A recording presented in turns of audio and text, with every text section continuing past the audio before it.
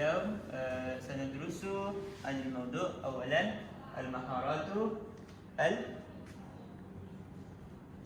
المهارات الاستماع.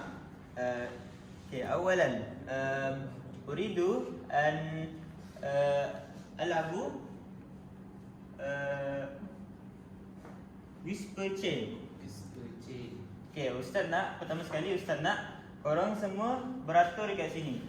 Kemudian Ustaz akan pilih seorang, orang yang pertama untuk memilih kad ni, dan kita akan pilih perkataan yang korang akan sambung-sambungkan perkataan.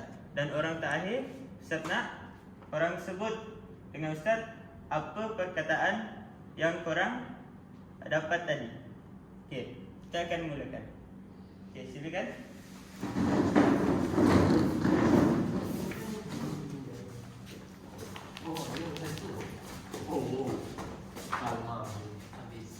Alif.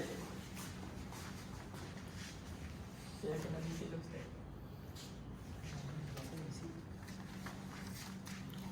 Alif. Al-kalimah wa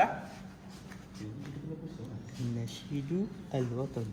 Nashidu al-watan. An-nashidu al-watan. An-nashidu al-watan. An-nashidu al-watan.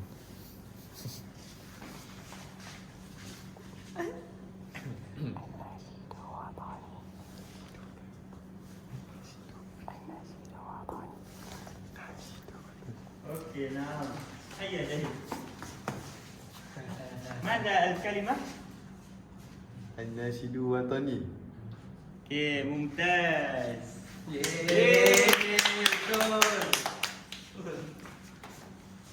Okey, balas.